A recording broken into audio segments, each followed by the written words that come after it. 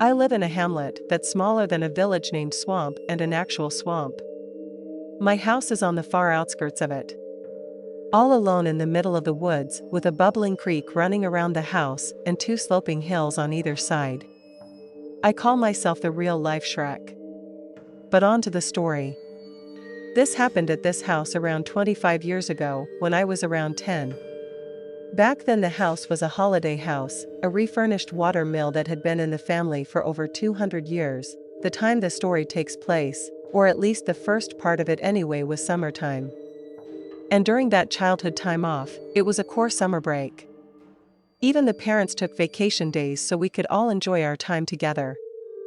And it wasn't just us, but also a friend of mine at the time. And his mother was also there. We ran in the woods and the swamp together, explored, and so on. But the event in the story happened on the third day. It was right after lunchtime, or so I was surprised when all of the adults started displaying extreme lethargy, and even I rather sleepy and tired for some reason out of nowhere, which was never the case. Said that we should all take an afternoon nap and everybody else agreed. It was strange, since we all talked about how busy we wanted to stay that day, when I noticed that a friend of mine who will stay unnamed didn't look sleepy or lethargic at all. So I wanted to see what was going on with him. I honestly felt bad about leaving him awake alone, but my head hit the pillow pretty hard and I was about to fall asleep. But that's when I noticed something and I forced myself to stand up again and go down the stairs towards the exit. When I went to the outside, it seemed like it was too bright, even for the middle of the day. I stepped on the veranda and saw my friend walking toward me annoyingly. I didn't know what was happening or why he looked annoyed, but something told me to look up. There were some voices in my head. So I did. I saw straight up high in the sky, too high. It was beyond the clouds, around these clouds as a cigar-shaped thing. I thought it was a UFO. And I was looking at it in broad daylight. I thought it could be a plane for just a moment. But it had no wings and was hovering completely still in shock. I looked at my friend and yelled, "Look up, DC!" That he looked up, but his expression remained the same.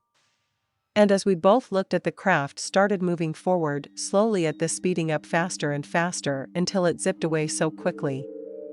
I couldn't believe it, like one of those science fiction movies. I swiftly ran into the house and tried to wake up my mom and tell her what we saw. But well, no one would believe to kids that they just saw a UFO, especially if one of them wasn't even trying to sound convincing. And that was it for a very, very long time. I tried to explaining the story off as some weird hallucination, but after some time I gave up.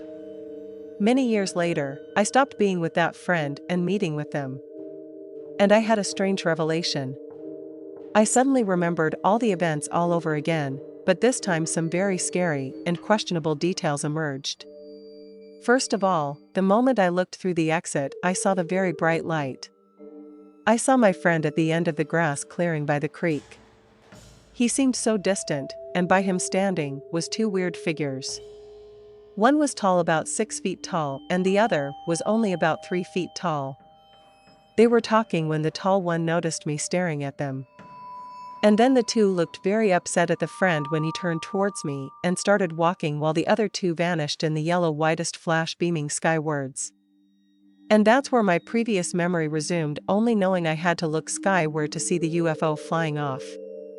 After this revelation, a few more things started clicking in my mind, such as water. The patch of ground where those two stood over had a discolored patch of grass for nearly 2 decades.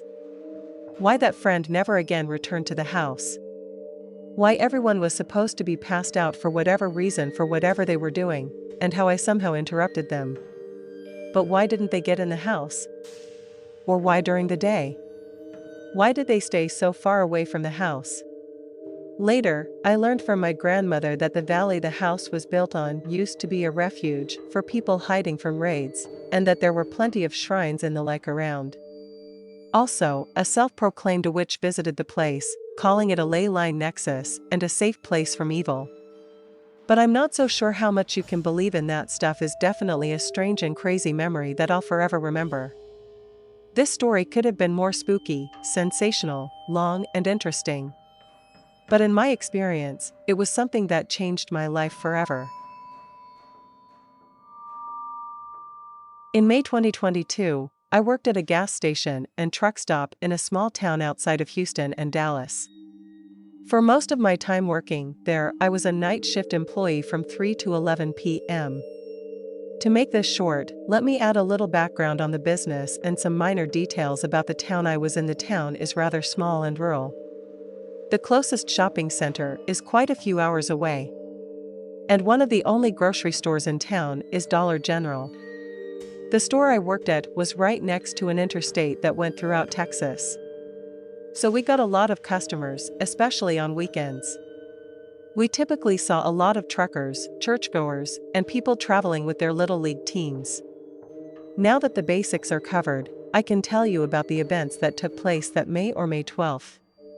Around 1:50 p.m. I got ready for work. It was a typical day thus far until I got an emergency alert stating escaped armed convict male. This was strange, considering the nearest prison to me was an all-female prison and was more than 45 minutes away. Despite the alert, everyone was still required to attend to their shift. 3 o'clock rolls around and we're all standing around the break room waiting to clock in. I remember everyone being super on edge. People whispering about the Amber Alert, trying to get more details about what was happening. Nonetheless, we got to work. Typically, we get 2 breaks that were about 15 minutes each, equating to 30 minutes in total. This was awful, but we may do. This isn't really important, but it does add context. We were not allowed to go outside for our breaks due to the alert and for our safety. The night shift crew was hands down the best group of people to work with. But on the first night of the unpleasant week, it was not the 18th. Once we clocked in, it was like there was a floodgate that opened for all the police and TDCJ, Texas Department of Criminal Justice officers to come in. We had hundreds and hundreds of people coming in for some barbecue sandwiches and simple pizzas. And one of my favorite co-workers was the front end of it all. She was helping people left and right while making sure she was doing her shift leading duties. I ran back and forth on the jerky case at the deli case, trying to get as many people out as possible. It was a very crazy night. Everyone searching for this convict was passing through our store, just trying to get nourishment for the long night ahead. That night my co-worker and I only got a break each after helping what felt like 1,000 officers, but it was not in vain. We did end up getting some information from the people on the search, things like what this man looked like and what he was going to prison for. There were possible ideas of where this guy was heading into. They thought it was towards San Antonio, about an hour away from where we were. Now, I needed some more background on the town I was in. Like I said before, the town was very rural. There were farms and ranches everywhere in tons of wooded areas. Also to mention again, we were right on an interstate, so there were plenty of places to hide and run. I will spare you all the boring details of my week and get into the horrifying part. The search for this waste of life lasted 3 whole weeks. On June 2nd, he broke into a ranch house only a few miles from town. While in there, he managed to find a razor, shave his head and cleaned up his face. He ate the food that the family had left. It's unknown how long he was in the house or if he had been wandering around and just found this empty one. Well, that day a family of 5 walked into the ranch and found this piece of scum in there. The convict murdered his family. A grandfather and his 4 grandsons were brutally murdered. He shot them and then robbed them of the grandfather's truck and some guns. A relative hadn't heard anything from the family in a couple of hours and knew of the situation that was going on in this town. They called the police. And when they found the bodies, there was a national alert that went off telling everyone to be on the lookout for a white truck. This was difficult for every officer because there were so many surrounding towns, and they couldn't even know what direction or how long ago this person had left. I don't know how they did it, or what efforts they exhausted, but they managed to find the truck and set out spike strips to pop the wheels. The convict got out of the vehicle and started shooting at the police, who returned shots. Eventually, their shots landed and the man was declared dead. 3 weeks of torment for everyone in my town was finally over. This guy managed to kill 5 innocent people, children. This man killed children. In Texas, we have the death penalty, and I genuinely believe he got what he deserved. My mom told me once that it was over. There was a photo of his body on the internet. And to this day, it's still on Twitter. I look at that photo sometimes. And honestly, I feel like the trapped air in my lungs came out at the same time. This idiot was dead, followed down dark rural roads by natural edge. This happened about a year ago and remained in the top 3 of the scariest moments of my life. I was living in a rural county town in the mountains. It was so rural that there was only one road to take you in and out of the city, about 50 miles of pitch black cliffs, fields, and the occasional farm. At the beginning of this road, when you first leave the big city, a vast gas station is always packed. This will be important. My mom and I had seen the midnight showing of some movie and were heading home. We often stopped at the gas station to get a drink and fill up on gas for the long ride home. As we were leaving, I vaguely noticed a dingy green Jeep pull out behind us. But I put this out of my mind. People came and went from businesses all the time. The Jeep drove behind us for about 510 minutes, keeping a reasonable distance. Again, it's really not that weird, but suddenly the car comes flying past us, and down the way my mom, who was driving, just scarfs and rolls her eyes. We were driving a comfortable 50 miles per hour. But those who knew the roads well would often go over 100 even at night and zoom past anyone going slower. Our annoyance at the unsafe driving quickly turns into anxiety. The cheapest pulled over on the side of the road with its hazards on the back. Half of this car is partially in the road. And there's some sort of man's arm sticking out the driver's side window gesturing for us to pull over. My mom doesn't slow down and just goes around him. We're both on edge, but it only intensifies as he flies past us again, pulls over, adjusters for us to pull over. He does this once more before things get genuinely terrifying. After we pass him the 3rd time, he tailgates us at least 60 miles per hour. He's so close that his headlights aren't even visible in the rearview mirror. Only the vague shape of his silhouette behind the windshield. He blares on his horn every few seconds, sticking his arm out the window to wave at us. This carries on for a half an hour. My mom is starting to hyperventilate, constantly increasing in speed as she tries to escape. I'm sobbing and clutching a pocket knife to make myself feel somewhat better, more than anything. And even though I'm not proud of it, I'm screaming at her. Don't you dare pull over. If you've ever seen the movie, Rest, Stop. That was all that was going through my mind. I could only picture us getting murdered or worse on the side of a dark, lonely road in the middle of nowhere. There's no service until you hit town, and that we couldn't call police or anyone for quite some time. But just as I'm about to throw up in the nerves, the man slams on his brakes, turns around and returns the way came. We went the rest of the way home as silence. My mom and I talked about it for quite a long time the next day, and we figured he had seen us 2 lone women driving down a dark road and thought we would be easy pickings. And he would have been right. Some people I've told this story to suggest that we dropped cash or receipt at the gas station, and they were just trying to be a good Samaritan, return it to us. But let's be real, I highly doubt that nobody's trying to chase us down at 1 a.m. on a dark country road. Nobody who does that has good intentions. Nobody's going that hard to give you a receipt or some sort of cash drops. Here's the weird thing. A few weeks later, the same Jeep did the same thing to a group of men carpooling to work at 7 a.m. If he's going to do this strange activity with 4 men during the daybreak, it makes me wonder what his intentions are. I was born and raised in a small town in Mexico. Everyone knew everyone. And even though we had cars, we had all mostly walked everywhere. There was crime, but it was exceedingly rare, and nothing violent really ever happened. I am the youngest of 5. My parents were rarely ever home. This meant I was able to stay up late and go pretty much anywhere I wanted. My hometown is in sort of a valley with most of the town on one side of the tallest hills. My house was on a block right on the foothills of the steepest hill. my street directly perpendicular to the two main streets leading up to it. One of the streets was essentially a main road. It was used to go up to a hill, which was used for religious traditions. Anyway, this main road was mostly populated by family, with my grandmother on my mom's side of the family living near the middle of the hill. Her house itself was small, but the plot was big and had my aunt's houses scattered around it. This was still quite a long walk from my street, probably 5 minutes of walking. My family was a very typical Mexican family and would gather at her house pretty much every single night. On one night, I ended up staying way past my usual time with a few cousins. But the time I started heading home, it was well past midnight.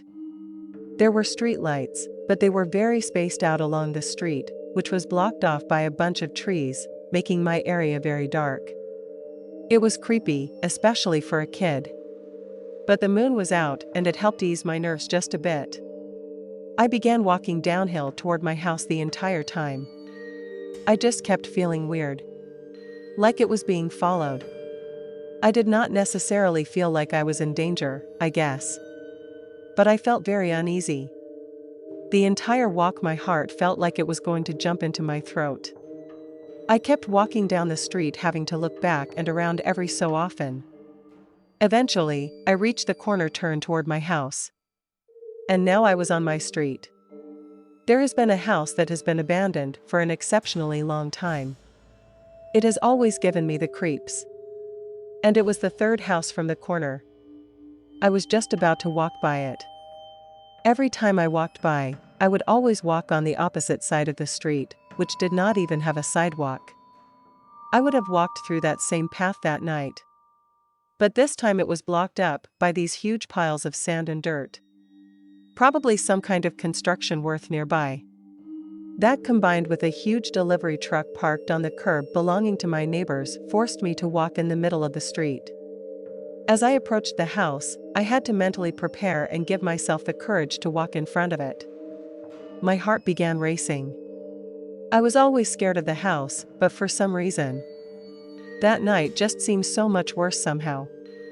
I forced myself to keep walking, and as I did, I heard someone called me from the direction of the house, and he froze my heart my mouth and turned to look, but I did not see anyone or anything. I felt a huge wave have a relief wash over me. I began breathing again. And I had been apparently holding my breath. I was about to start walking again. When I heard the voice again, this time, turns a look at a boy. He looked to be about my age at the time, maybe a little bit younger. It struck me as odd more than anything to see a kid my age standing right next to me. I did not even think twice about the fact that I could see him perfectly even though he was standing in the dark. No lights coming from an abandoned house, and even a tree blocking the moon and street light kept standing there unmoving for a few more moments, not saying a word, just kind of staring at me. The whole time I was trying to process what was going on. He spoke again, asking me to go with him, saying we would play together. I kept trying to speak, but cannot seem to form words. It felt like hours went by. The whole time I was frozen in place, just staring at this kid, my racing mind. And now I realized he seemed to be glowing, began to tremble the entire time. I kept trying to move to scream, but I just couldn't. I couldn't even move who to run. I wanted to get away desperately. That kid stood there staring back at me. Not moving, not blinking. He spoke one more time before walking a few steps closer to me. He seemed to pass like a shadow or something. As he walked, his figure turned dark and then became bright again. As this happened, he called my name, my full name. And then I realized he looked like me. Somehow. This shook to my core. I joked back at the sight of this, it was me, but the eyes were all wrong. They looked like they were full of hatred. I regained control of myself. I screamed no at whatever this thing was and ran faster than they ever have before in my entire life. I still have no idea what that thing was. It didn't seem to follow me. And I never saw it again. After that. It still scares me to think back to the day. People ask all the time here to try to figure out what it is that they saw. But I honestly kind of don't want to know.